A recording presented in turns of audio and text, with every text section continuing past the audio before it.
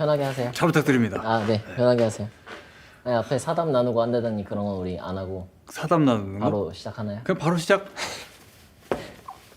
편하게 하시고 어차피 제가 진행하니까 질문 쭉 가다가 만약에 뭐 잠깐 쉰다거나 하면은 얘기하시고. 오케이.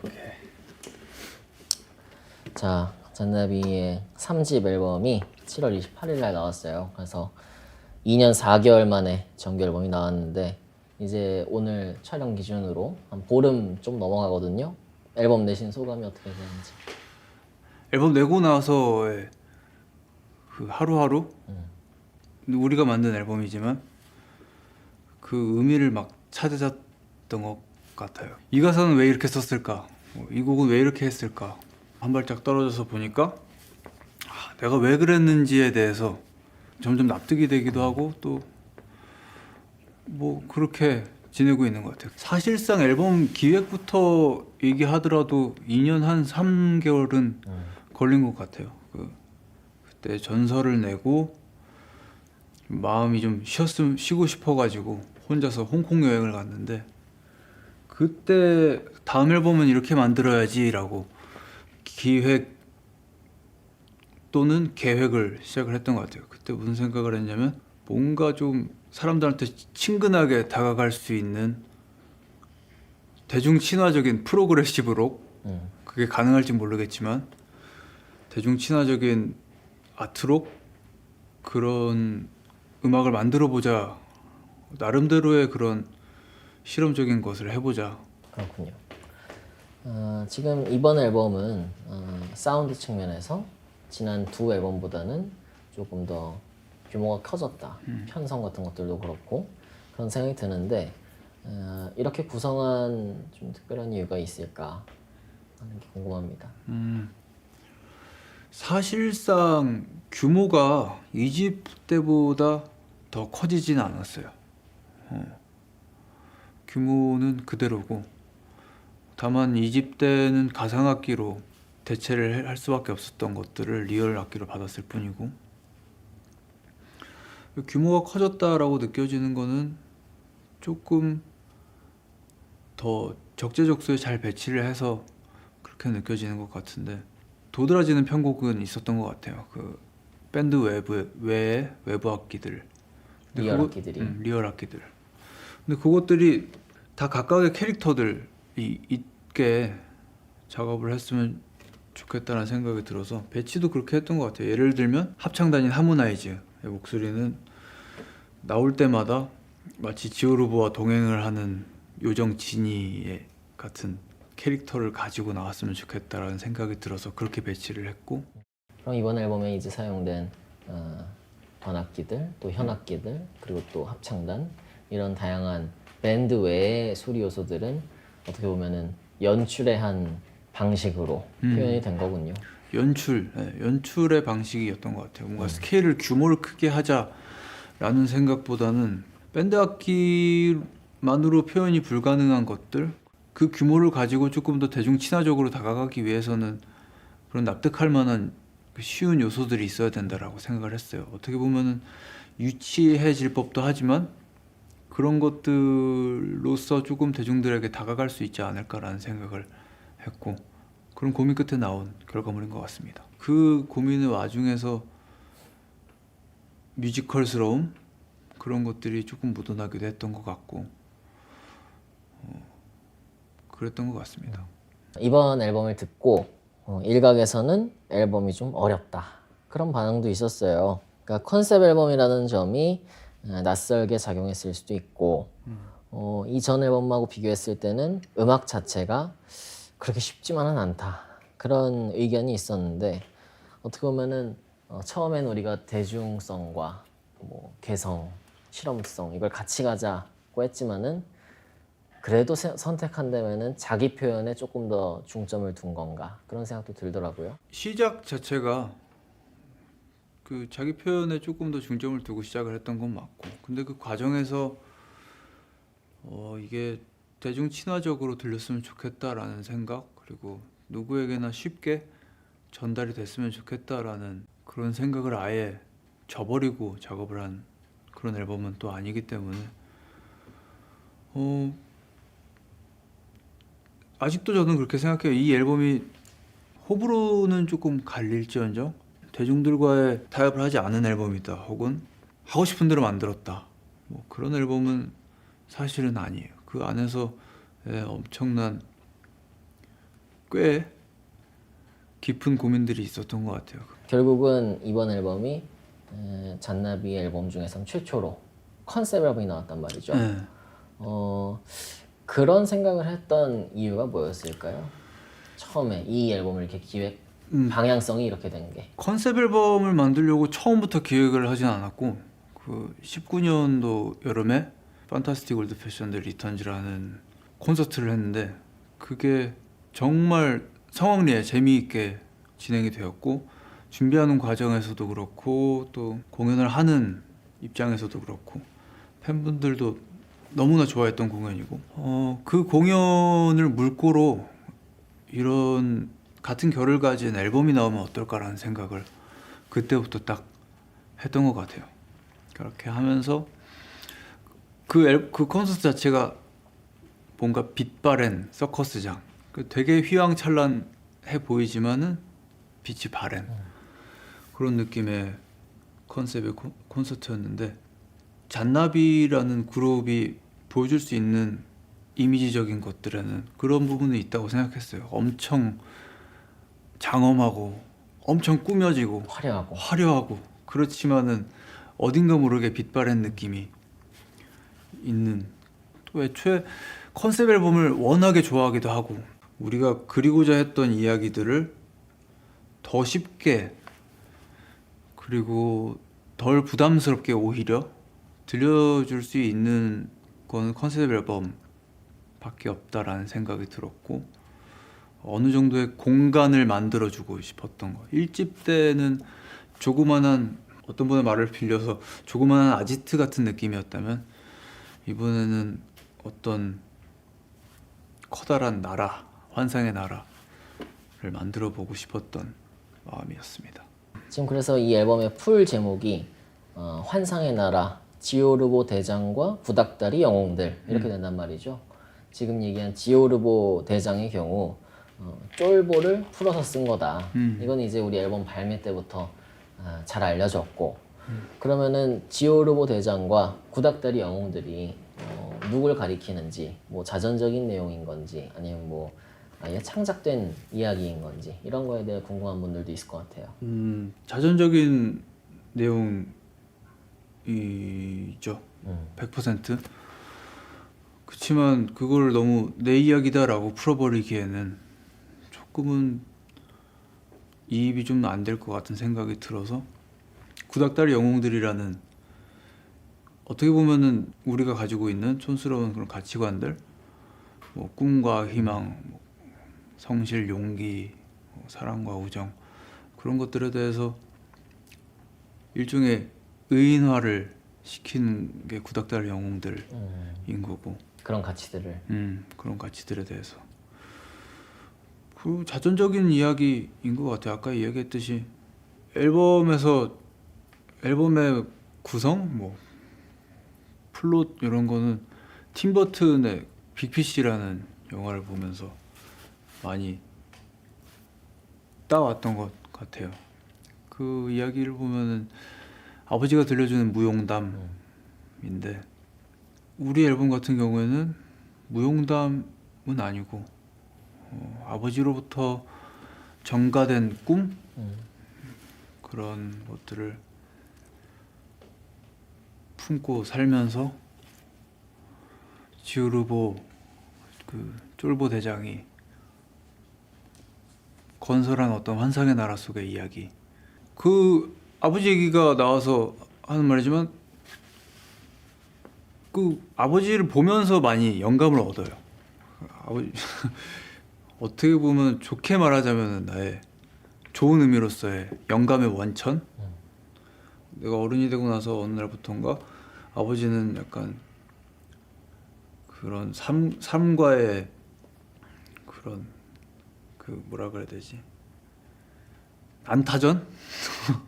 이런 걸 벌이시는 기간들이 좀 길어지셨고, 작업실에도 술 드시고 엄청 막 찾아오세요. 오셔가지고 여전히 꿈에 대해서 이야기하시고 어렸을 때부터 계속 꿈에 대해서 나한테 이야기 막 하셨고 그렇다 보니까 자연스럽게 나의 가사에도 꿈에 대한 얘기가 많이 나오고 그리고 아버지 뒷모습을 보면서 어떤 좌절에 대한 이야기도 많이 배우게 되고 그러면서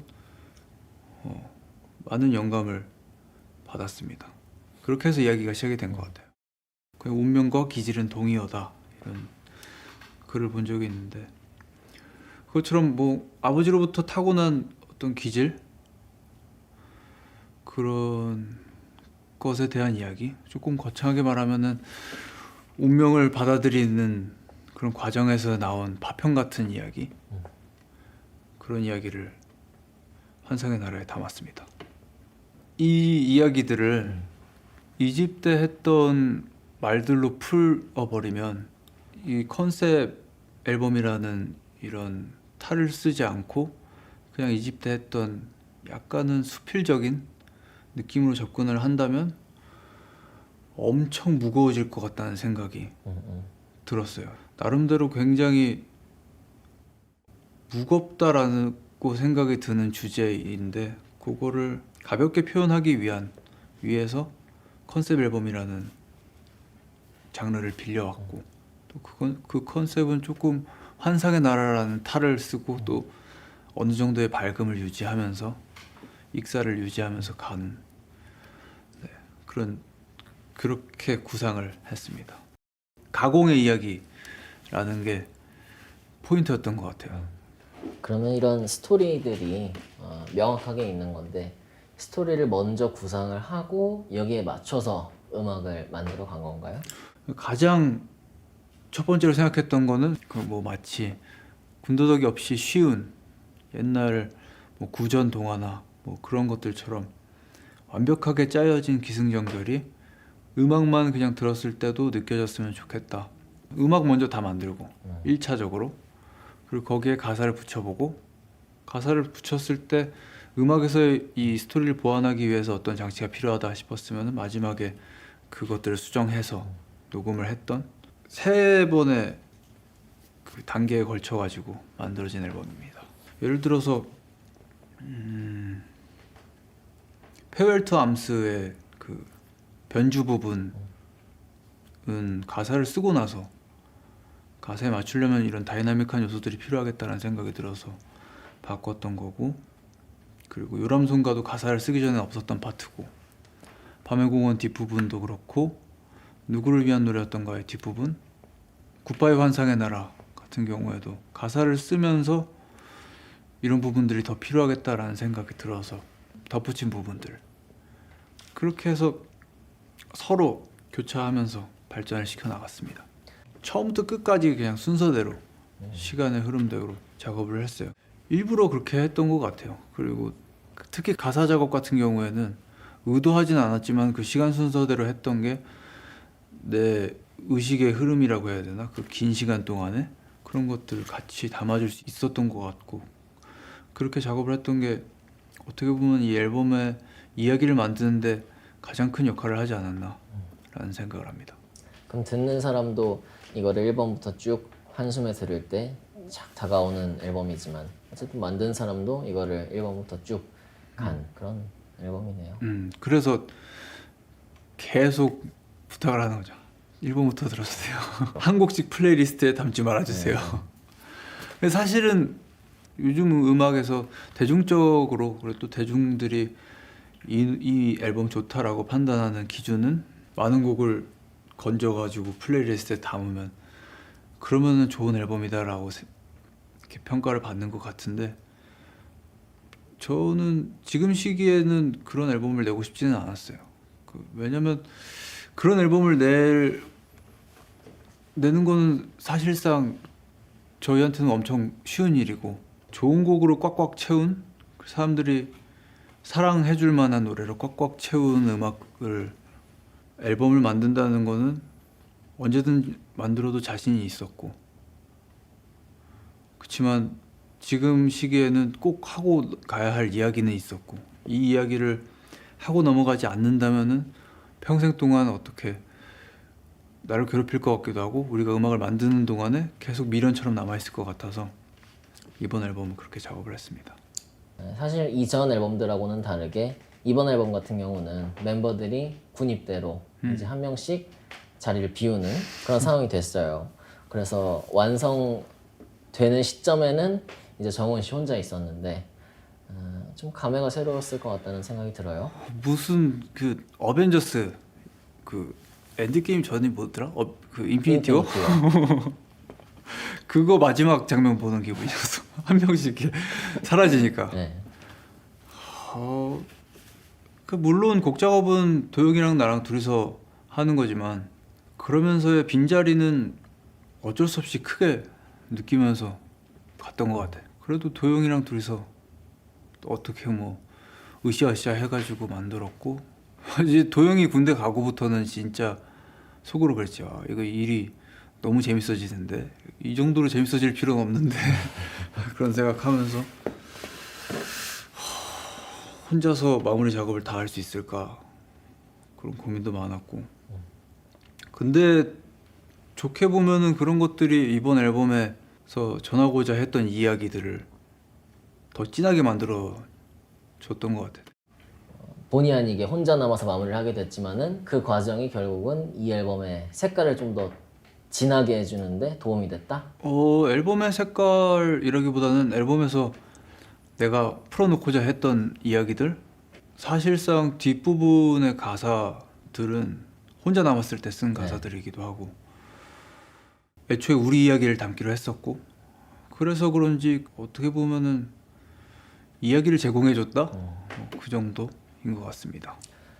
이번 앨범뿐만이 아니고 항상 잔나비의 음악을 같이 만들어 오고 있는 정훈, 도형 이렇게 되죠. 감히 비교하자면은 레논 맥카튼이라든가 뭐 제거 리처즈 이렇게 되는 송라이팅 파트너라고 할 수 있는데 지금 이제 도영 씨가 없으니까 정훈 씨가 생각할 때는 두 사람의 호흡이 어떻다고 생각하세요? 고등학교 때부터 계속 곡을 같이 썼고 그리고 음악도 같이 공유를 했고 그래서 뭐 거의 뭐 지금은 그냥 뭐 뇌 하나를 같이 공유하는 느낌으로 작업을 하죠. 그냥 척하면 척 같은 느낌. 서로에 대해서 너무 잘 아니까 서로가 원하는 것도 너무 잘 알고 음악을 만들면서도 다행히 서로가 원하는 게 같고 어떻게 보면 뭐 음악적으로는 천생연분 같은 느낌입니다. 그럼 정훈 씨가 생각할 때 도영 씨의 송라이터로서의 강점은 뭐가 있을까요? 카멜레온 같은 느낌이 있어요.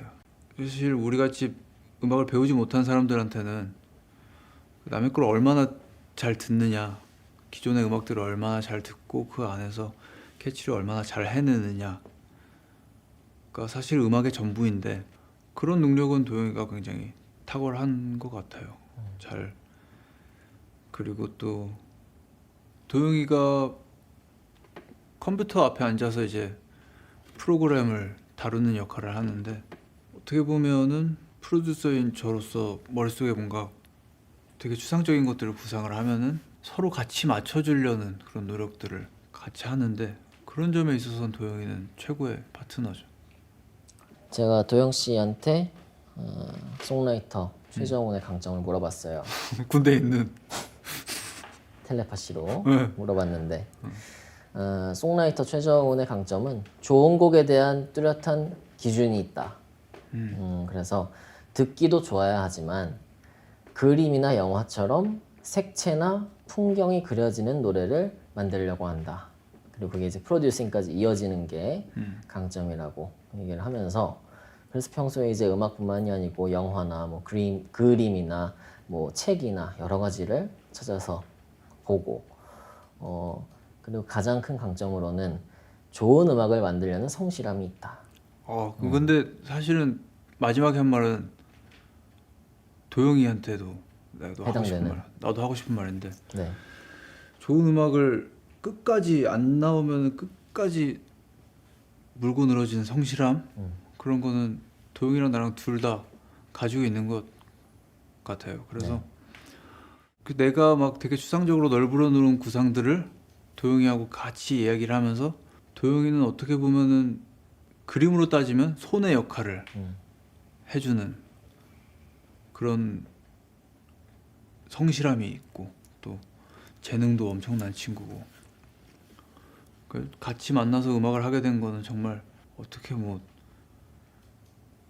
정말 서로한테 천운이고 복인 것 같아요. 그 작업하면서 계속 안 될 때는 잠깐 나와서 뭐 바깥 공기 쐬면서 이야기하고 그러면서 다시 작업실로 지하로 돌아가는데 마치 둘 다 무슨 땅굴을 파러 들어가는 광부인 것처럼 이렇게 들어가거든. 근데 그런 모습들에서 서로 으쌰으쌰하면서 같이 계속 음악을 할 수 있는 것 같아요. 네. 음악적인 이야기뿐만이 아니고 소울, 영혼을 공유하고 있는 뇌 하나를 공유하고 있는 친구입니다. 잔나비 노래를 들어보면은 자주 등장하는 키워드가 있죠. 이번 앨범뿐만 아니고 지난 앨범이라든가 그 전에도 그렇고 꿈, 뭐 별, 무지개 이런 것들이 자주 등장하게 되는데 작사를 하는 정원 씨에게 이런 것들의 의미는 무엇일까요? 계속해서 그 닿지 못할 이상향에 대한 이야기들을 3집까지는 계속해서 썼던 것 같아요. 그래서 3집의 제목을 환상의 나라라고 지었던 것 같고 많은 사람들이 내 노래를 들으면서 내 가사를 들으면서 뜬구름 잡는 소리 좀 그만 좀 했으면 좋겠다 이런 이야기들을 남기곤 했는데 그거에 대한 나의 항변으로서 3집은 완성이 되었고 환상의 나라라는 키워드를 제시해준 그런 단어들인 것 같아요. 그럼 그 환상의 나라라는 게 뭘까요? 결국은 지극히 현실적인 그래서 그런 나라인 것 같아요.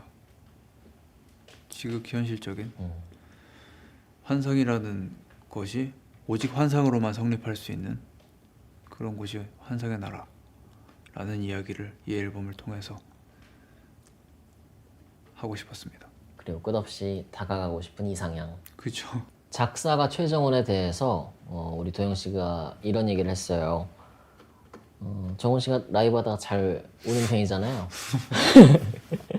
가끔 라이브 하다가 눈물 흘리는 거 보면은 만들 때 얼마나 그 감정 또 진심이 들어가는지 알 수 있는 것 같다. 그리고 가사를 한편의 시처럼 생각하고 평소에 작은 것들이라도 꼭 적어놓는 그런 성실함 그리고 또 책 한 권씩 꼭 들고 다니면서 읽고 노트도 챙겨 다니고 그런 거에 대해서 굉장히 높게 평가를 했고 특히 이번 앨범에서는 자신의 깊은 내면으로 들어가는 용기에 대해서 특별하게 한 번 더 언급을 했어요. 걔가 그런 말을 할 줄도 알았네. 내면으로 들어가는 용기. 네. 근데 그 뭐 다 같은 나도 도영이에 대해서 그렇게 생각하고 도영이가 같이 곡을 쓰니까 고마울 따름입니다. 네, 그렇게 됐고 이번 앨범을 들어보면은 1, 2집과 연결되는 부분이 많다. 노랫말에서 특히 그런 부분들이 있는데 이번 앨범을 듣고 앞선 앨범들을 들어보면은 또 새롭게 들리는 부분들도 있을 것 같아요. 만들다 보니까 저도 만들면서 느꼈던 거는 이 앨범을 듣고 이 앨범이 익숙해질 때쯤 1, 2집을 들으면 또 다르게 들리겠구나. 어떻게 보면 그런 앨범을 만들었구나 라는 생각이 들기도 하더라고요. 의도하지는 않았는데 그래서인지 뭔가 1, 2, 3집이 1, 2, 3부작이라는 느낌이 조금 들기도 했고 그리고 또 1집, 2집 그리고 그 외에 뭐 싱글이나 이런 거에서 내가 스스로에게 아니면은 음악으로서 제시를 했던 질문들에 대한 대답을 어느 정도 이번 앨범에서 마련해두지 않았나? 라는 생각을 요 며칠 내 앨범을 들으면서 하게 됐어요. 근데 그래서 그런지 되게 시원하고 허심탄회하게 속 얘기한 기분이 들고 그런 기분을 계속 발매 이후에 느끼면서 살고 있습니다. 오늘 얘기를 쭉 들어보니까 이번 3집 앨범은 어떻게 보면 성장과 도약의 앨범 그리고 성장통의 결과물 그렇게 볼 수도 있을 것 같은데 어떻게 생각하세요? 이 집을 낼 때는 이 집이 성장통의 결과물이라고 나는 생각을 했었는데 3집을 내고 나니까 3집도 그런 것 같고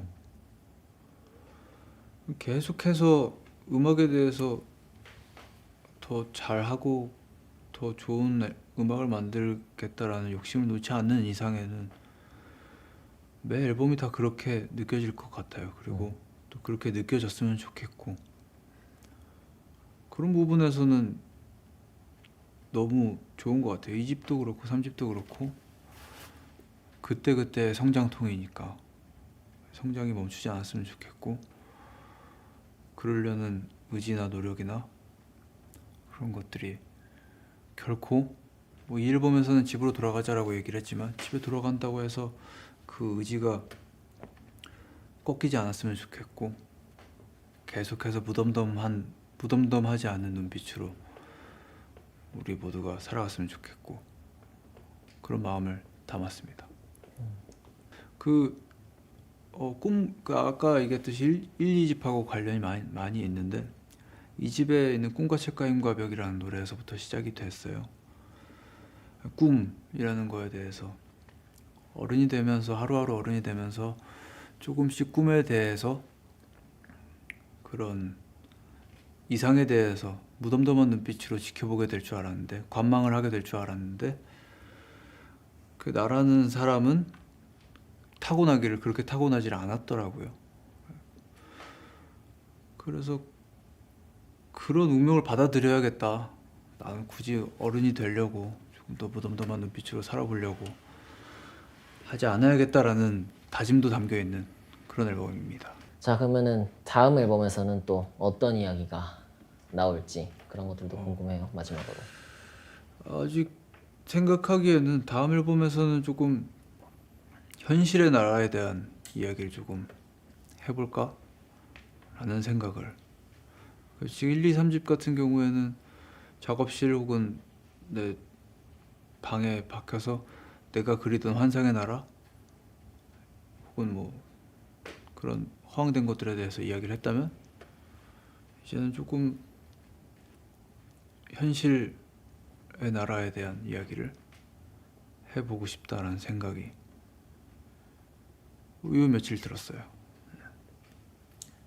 많은 분들 기대하고 계실 것 같고요. 정말 마지막으로 이 앨범을 아껴주시고 또 인생 앨범으로 생각할 정도로 막 감명 깊게 들은 그런 분들 많으실 것 같은데 그런 분들께 한 말씀 해주시죠. 앨범 작업하면서도 계속 느꼈던 것 같아요. 우리가 이렇게 작업하는 앨범을 기다려주는 사람들이 있구나. 그리고 생각보다 꽤 많구나. 그 생각을 하면서 힘이 엄청 많이 났었는데 앨범이 나오고 나서도 사실은 아까 이야기했던 것처럼 조금은 낯설 수도 있는 앨범이었음에도 불구하고 그냥 이번 앨범 별로다라고 평하고 넘어갈 수 있었음에도 불구하고 한 번 더 들어봐 주시고 또 내가 하려던 이야기를 공감해 주시려고 한 번 더 들어보고 그렇게 해주셨던 정성에 대해서 너무 고맙고 그런 마음들이 모여서 계속해서 음악을 더 만들게끔 만들어주는 것 같아요. 그래서 항상 고맙고 앞으로도 이런 마음 잃지 않고 좋은 앨범, 좋은 음악, 또 좋은 공연으로 찾아뵙도록 하겠습니다. 감사합니다.